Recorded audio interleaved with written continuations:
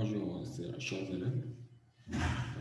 Nous sommes tenus désormais de faire cours via cette application que vous connaissez certainement. Ça s'appelle Zoom. Voilà, donc à partir de là, on peut faire le cours. Je pourrais vous expliquer en quelque sorte la leçon, n'est-ce pas? Et voilà, s'il y a des incompréhensions, vous pouvez m'interpeller dans le groupe. Et là, vous aurez plus d'explications. Mais à partir de là, vous aurez le cours, hein, vous aurez toutes les explications comme si on était en classe. Donc, soyez à l'aise et prenez le temps de bien lire, d'écouter cette vidéo. Voilà. Bon, pour aujourd'hui, nous allons voir le deuxième chapitre en chimie, qu'on appelle la composition chimique des solutions. Voilà. Donc, c'est quoi la composition chimique des solutions? C'est-à-dire que dans une solution, nous avons, c'est une solution, c'est un mélange. C'est un mélange de quoi? De solvant et de soluté. Voilà. Donc, on avait donné aussi la définition du solvant et du soluté aussi. Le soluté, c'est une substance qui est dissoute, qui est dissoute plutôt dans le solvant. Et le solvant, c'est une substance qui est capable de dissoudre un soluté. Et souvent, pour préparer une solution, on utilise de l'eau, qui a pour formule H2O, c'est l'eau pure. Après ce mélange, n'est-ce pas, nous obtenons ce qu'on appelle une solution. Une solution peut être colorée, comme elle ne peut pas, elle peut elle peut avoir une coloration qui varie, comme elle peut avoir une coloration qui ne varie pas. Tout dépend après de ce qu'on va faire de cette solution. C'est pourquoi en introduction, on a dit une solution est constituée au moins de deux éléments que sont le solvant et le soluté. Ce dernier plutôt, c'est-à-dire le soluté, m'excusez ici, je dois mettre ce dernier, donne souvent à la solution sa couleur qui peut changer en fonction de sa concentration. Donc, on a parlé de concentration. Okay. Donc, ça veut dire que la couleur qui est dans la solution est l'image ou bien représente la concentration de cette solution. Par exemple, quand vous prenez, comment dirais-je, du lait en poudre, n'est-ce pas, que vous mettez dans de l'eau, vous voyez que vous obtenez une couleur blanchâtre, n'est-ce pas? La solution, elle est blanche, elle est de couleur blanche. Plus vous rajoutez de l'eau, plus la solution, la couleur, l'intensité, la blancheur de la solution diminue. Plus vous ajoutez, plus vous voyez. Mais plus vous ajoutez du lait en poudre, vous voyez que la couleur va devenir beaucoup plus foncée. Ok. Donc c'est là où va intervenir la notion de concentration. Donc nous avons aussi deux types de concentration. C'est pourquoi en grand 1, on a mis concentration d'une espèce dissoute. Bon, nous avons dans une solution, nous pouvons déterminer ou calculer deux types de concentration, que ce soit la concentration massique et la concentration molaire. Donc, nous avons ces deux types de concentration. Nous avons la concentration massique et la concentration molaire. Donc, dans la concentration massique, nous avons le mot masse, massique dérive du mot masse, et concentration molaire dérive du mot mol. Ok. Donc, quand on parle de concentration massique, on fait allusion à la masse, et quand on parle de concentration molaire, on fait allusion au nombre de moles. Bon, en petit 1, nous allons voir la concentration massique. C'est quoi la concentration massique? On dit que la concentration massique indique la masse de soluté contenue dans un litre de solution. On l'appelle Cm, qui a pour formule masse sur volume. Que représente cette masse? Cette masse n'est rien d'autre que la masse du solide, c'est-à-dire la substance qu'on prend pour mettre dans le solvant. Okay? Par exemple, comme tout à l'heure, j'ai parlé de la solution de lait. Donc, on prend le lait en poudre qu'on met dans quoi? Dans l'eau, le solvant, c'est ça? Et la masse est exprimée en grammes et le volume, c'est le volume de la solution. Et l'unité de la concentration massique, c'est le gramme par litre. Ici, on a un exemple. Par exemple, j'ai donné un exercice d'application pour être plus précis. On veut préparer une solution d'eau salée. C'est-à-dire, on veut préparer une solution composée d'eau et du sel. Okay? C'est ça qu'on appelle une solution d'eau salée.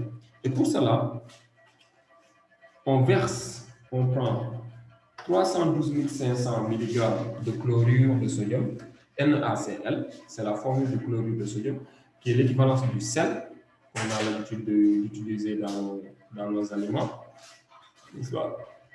Et dans une bouteille de 200 décilitres, remplie aux 3/4 de son volume total. C'est-à-dire, on a pris une bouteille qui fait 200 décilitres, mais on a utilisé que les 3/4, n'est-ce pas, du volume de cette bouteille pour préparer la solution.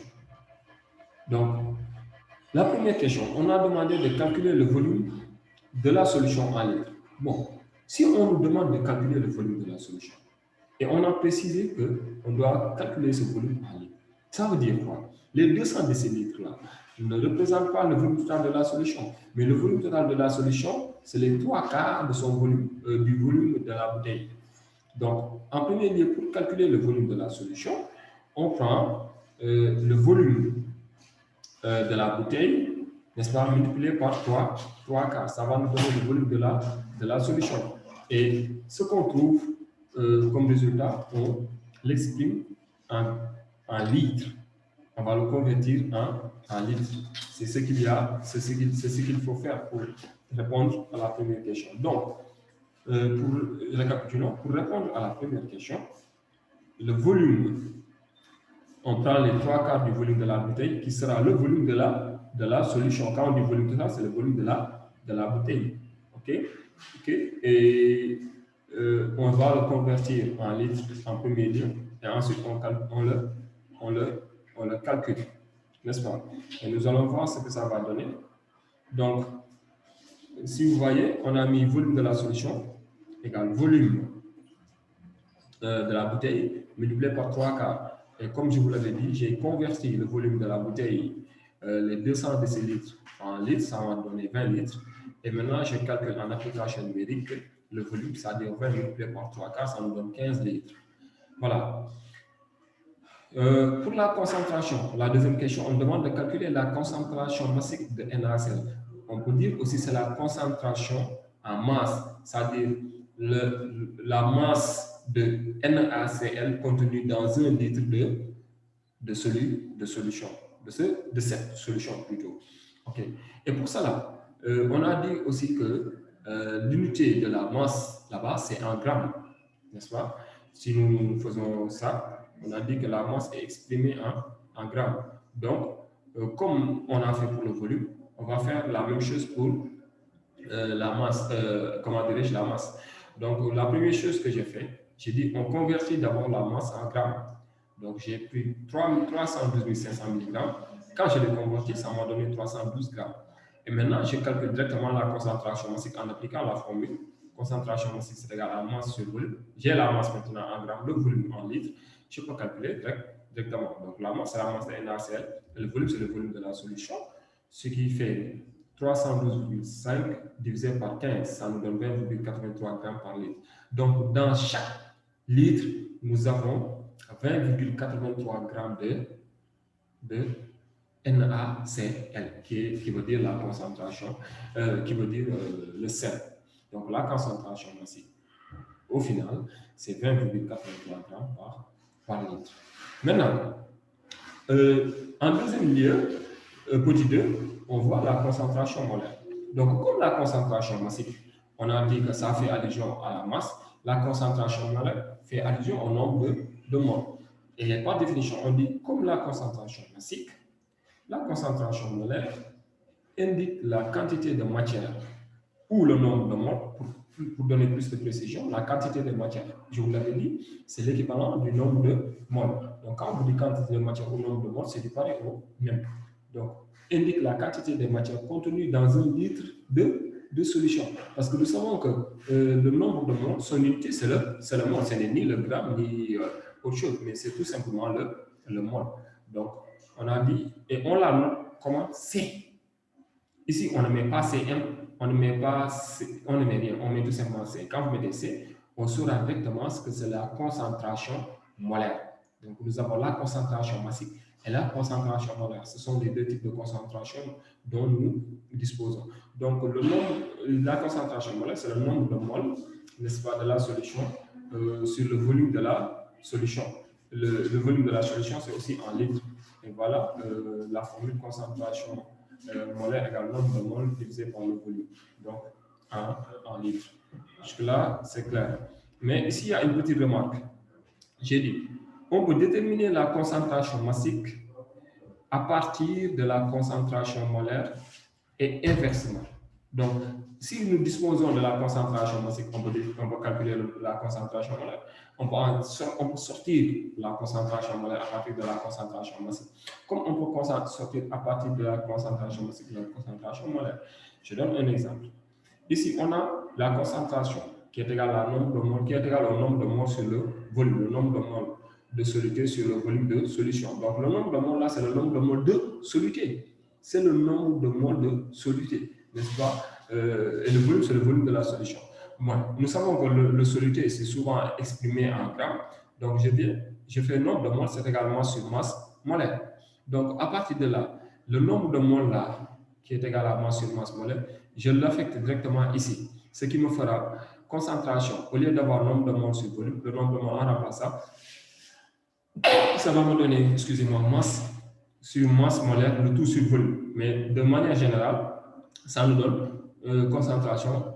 Après écriture, ça nous donne masse sur masse molaire multipliée par le volume. Donc, et ainsi, si on fait le produit des moyens et le produit des extrêmes, on va avoir concentration multipliée par la masse molaire, ça va nous donner la masse sur le volume. Et nous avions vu que masse sur volume, c'est l'équivalence de la concentration molaire. OK? Donc, je dis, c'est l'équivalence de la concentration massique plutôt. Donc, qu'est-ce qui nous reste? Concentration massique, alors, c'est égal à ça. Donc, la concentration massique, c'est égal à ça. Donc, c'est égal à la concentration molaire multipliée par la masse molaire. OK? C'est-à-dire la masse molaire du soluté. Donc, et vice-versa, on va faire la preuve aussi pour la concentration, à part de la concentration massique, on va déterminer la concentration molaire. J'ai dit concentration massique, c'est égal à masse sur volume. Donc, comme on avait dit, nombre de moles, c'est égal à masse sur masse molaire. Donc, la masse, c'est égal à nombre de moles multiplié par la masse molaire. Donc, la concentration massique, ici, si on veut rééquilibrer ça, au lieu d'écrire la masse, on va prendre ça. Ça veut dire nombre de moles multiplié par la masse molaire. C'est ce qui donne ça. Donc, concentration massique égale nombre de moles multiplié par la masse molaire. Or, nous savons qu'en faisant ça, on a nombre de moles multiplié sur volume, ça nous donne la concentration molaire. Donc, concentration massique nous donne quoi? Concentration molaire multipliée par la masse molaire. Okay. Et vous avez ça. Donc, en deux termes, même si vous voulez, vous pouvez voir concentration massique. Si on ramène ici la masse molaire, on aura concentration molaire multipliée par la masse molaire. Donc, ici, dans l'exercice, c'est ce que j'ai demandé comme exercice d'application 2.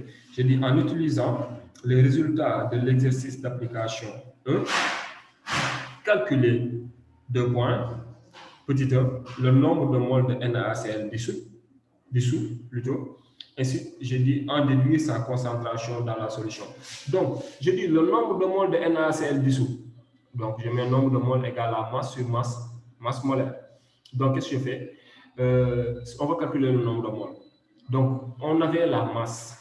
Qu'est-ce qui nous manque? La masse molaire. Je calcule la masse molaire de NaCl. Donc, dans le tableau de classification périodique des éléments chimiques, la masse de Na, c'est égal à 23 et la masse de Cl, c'est égal à 35,5. Ce qui nous donne quoi? Si on fait le cumul, on a 58,5 grammes par mol. Donc, le nombre de moles, c'est égal à la masse sur masse molaire. Ça, vous l'avez vu l'année passée. Ça nous donne 5,34 moles. OK. Donc, on demande maintenant sa concentration molaire. on sait que concentration molaire, c'est égal à nombre de moles sur le volume B. Comme on a calculé le nombre de moles, et le volume, c'est le volume de la solution, ça ne change pas. C'est le volume qu'on avait calculé dans la première application qui était égal à 15. Je n'ai fait qu'appliquer, ça me donne 0,35 mol par litre ou bien 0,35 mol litre moins 1. Voilà, donc c'est là les deux manières pour calculer la concentration massique et la concentration molaire. Donc, on pouvait se limiter ça, à ça, parce que l'objectif du cours, c'est de savoir comment on calcule la concentration massique et comment calculer la concentration molaire. Mais aussi, il faut savoir comment préparer une solution, parce qu'il y a différentes manières pour préparer une solution. Donc, nous avons la préparation d'une solution par dissolution, c'est-à-dire quand on dit dissolution, c'est-à-dire le fait de prendre le solvant qu'on dissout dans le soluté. Donc, j'ai dit pour préparer une solution de concentration massique Cm et de volume V par dissolution, on mesure avec précision la masse de soluté à l'aide d'une balance que l'on verse dans une fiole jaugée dont le volume V est celui de la concentration souhaitée. C'est-à-dire que vous avez un appareil qu'on appelle la fiole jaugée, n'est-ce pas? C'est là-bas où vous allez faire la fiole jaugée permet tout simplement de mesurer le volume de la solution. Donc, vous allez prendre le soluté que vous allez peser, parce qu'on a besoin de sa masse pour calculer la concentration massique. Si vous posez le soluté avec la quantité que vous voulez, vous mettez ça dans la fiole de jaugée, vous remuez et vous avez la solution. Et ça nous permet, n'est-ce pas, de déterminer la masse. Donc, la masse toujours, quand on applique, parce que concentration massique, c'est égal à la masse sur volume. Donc, la masse, c'est égal à la concentration massique multipliée par le volume. De la même manière, volume, c'est égal à la masse divisée par la concentration massique. Ça sont des formules à retenir. Et ça vient tout simplement de la concentration massique. On a juste fait produire des moins, produire des excès comme d'habitude. Maintenant, par dilution, quand on dit dilution, diluer une solution, c'est diminuer sa concentration en ajoutant du solvant. Pour cela, on prélève, pour faire ça, une dilution, on prélève de la solution. Par exemple, une dilution, on le fait à partir d'une solution qui a été déjà préparée. Vous prélevez une partie de cette solution que vous mettez avec une pipette jaugée, parce qu'une pipette jaugée aussi, c'est un appareil qui permet, c'est comme les seringues, les piqûres. Donc, vous puisez sur la solution déjà préparée. Ensuite, vous mettez ça dans une fiole jaugée, vous ajoutez encore du solvant pour diluer. Tout le monde sait comment on dilue. Par exemple, quand on vous donne du thé et que vous trouvez que le thé est concentré, vous ajoutez de l'eau pour diluer. C'est ça qu'on appelle dilution. Donc, j'ai dit, on prélève un volume V0 de la solution mère. Donc, solution mère, c'est la solution qui a été déjà préparée au préalable de concentration massique Cm0. Donc, la concentration massique, c'est la concentration massique de la solution mère avec une pipette jaugée. OK. Maintenant, on met la solution prélevée dans une fiole jaugée, comme tout à l'heure, puis on ajoute du solvant jusqu'à un volume 1, V1. Donc, c'est vous qui voulez faire la préparation, vous savez le volume que vous avez besoin, donc vous ajoutez jusqu'à obtenir ce volume. Et qui aura pour concentration massique M1, CM1. Donc, ce volume V1, cette solution S1, n'est-ce pas, qui vient de la solution mère. Donc, on l'a obtenu en puisant sur la solution mère qui a été déjà préparée. Ensuite, on a ajouté de l'eau ou bien du solvant et on a obtenu une autre solution qu'on appelle la solution phi. La solution obtenue est appelée la solution phi. Donc, maintenant, on a dit que qu'est-ce qui va se passer lors de la dilution? Lors de la dilution, la masse de soluté est conservée. Donc, la masse que vous avez au départ dans la solution mère est égale à la masse que vous aurez dans la solution phi. Et c'est ça qu'on appelle la conservation de masse. C'est pourquoi la masse M0, qui est la masse de la solution mère, est égale à la masse M1 de la solution phi. Mais étant donné, comme tout à l'heure, je vous avais dit que pour calculer la masse, on dit que masse égale à la concentration massique sur volume. Donc, c'est ce que j'ai utilisé ici. Donc, masse 0, et c'est égal à la concentration massique à l'état 0, multiplié par volume vers 0. C'est-à-dire, quand on met 0, ça ne va pas dire 0, mais ça veut dire initial. Et là aussi, M1, j'ai remplacé simplement, ça me donne CM1 V1, c'est-à-dire concentration de la solution phi, multiplié par le volume de la solution phi.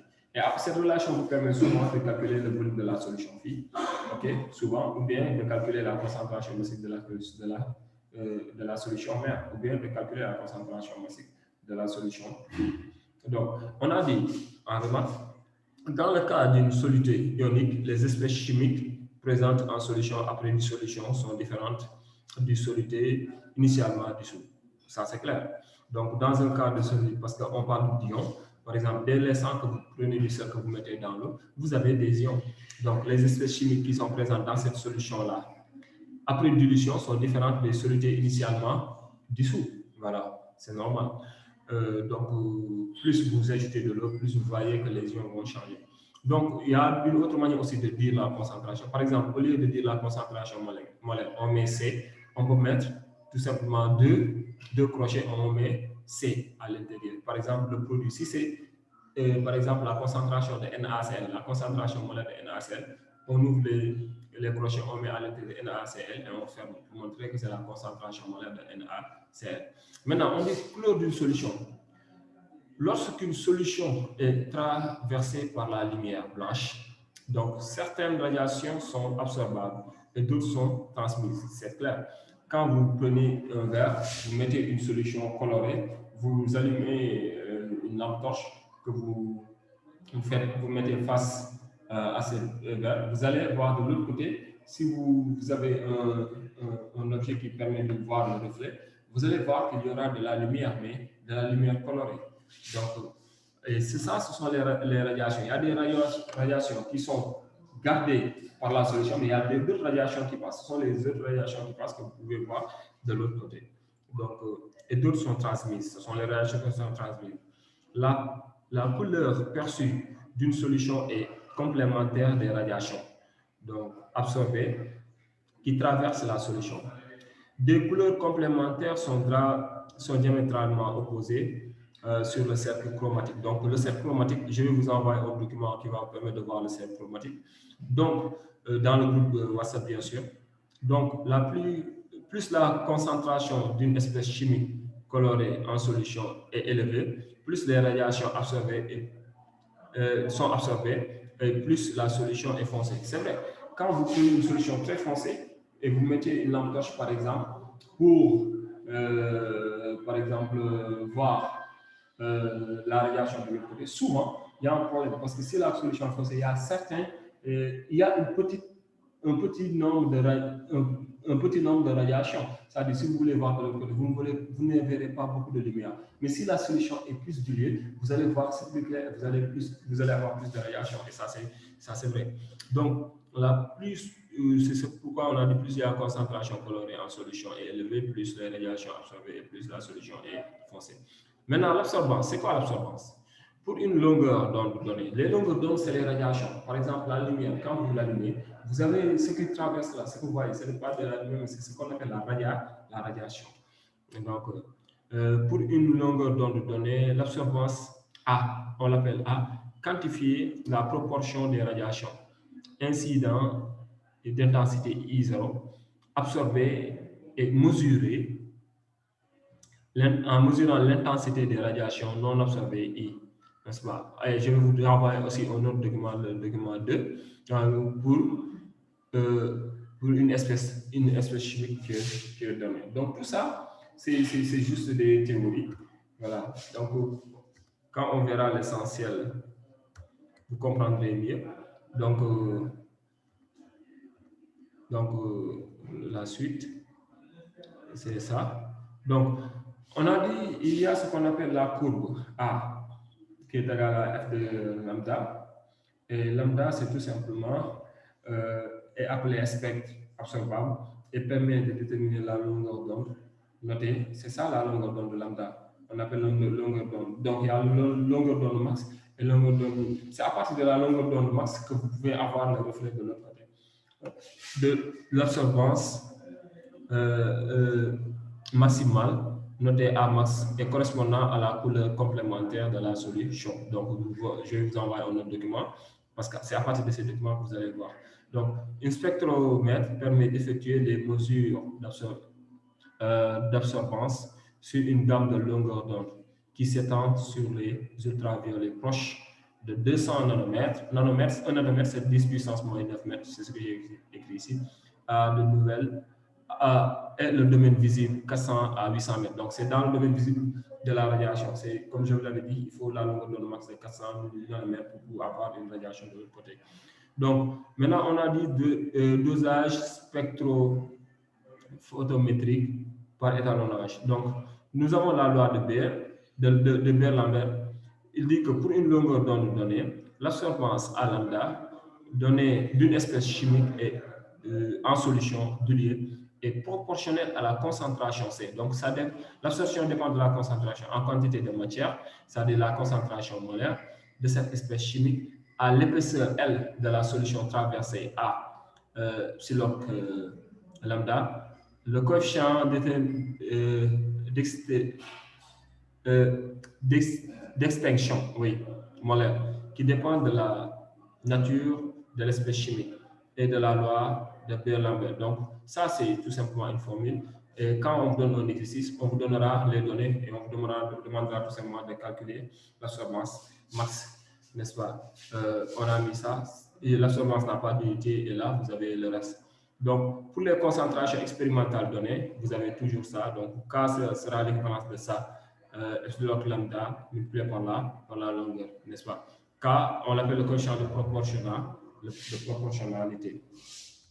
Donc, et pour finir, n'est-ce pas, on a dit le dosage spectrophotométrique par étalonnage. On a dit doser par étalonnage une espèce chimique dans une solution, c'est déterminer sa concentration en masse, c'est-à-dire sa concentration massive, en utilisant un ensemble de solutions et étalons de concentration connus. Donc, voilà, là aussi c'est clair. Les différentes étapes d'un dosage spectrophotométrique par étalonnage sont d'abord, il faut déterminer la longueur d'onde lambda max pour laquelle le spectre d'absorption de l'espèce chimique présente une absorbance maximale. D'accord? Donc, ça, c'est ce que je disais tout à l'heure. Il faudra calculer l'absorbance, n'est-ce pas, ça, à partir de la longueur d'onde max, et ça va vous permettre de savoir si les rayons sont absorbés ou non. Donc, pour la longueur d'onde lambda max, L, lambda max, mesurer l'absorbance des solutions d'étalon, oui, et réaliser la droite d'étalonnage représenter la loi Beer-Lambert lambda égale Kc. Ça, c'est simple. Après, avec les documents que je vais vous envoyer qui seront les supports, vous allez comprendre comment on trace la courbe plutôt et les autres. Ensuite, on dit mesurer l'absorbance de la solution à doser et déterminer sa concentration en exploitant la droite d'étalonnage. Et à partir de la droite d'étalonnage, après, vous allez voir comment ça se passe. Je vais vous faire une autre vidéo bientôt pour vous donner plus de détails sur ça. Donc, voici ce que nous devons voir pour ce chapitre. Et j'espère que vous avez un peu compris. Maintenant, s'il y a des questions, vous pouvez m'interpeller à partir du groupe, vous m'envoyez un message. Et là, nous allons étaler nous allons donner plus de détails. Et des exercices aussi vous seront envoyés dans le groupe dans bientôt. Et à partir de là, on pourra travailler. Donc, ce n'est pas le Covid qui va nous empêcher de faire notre cours, mais mes chers élèves. Donc, à la prochaine et merci beaucoup.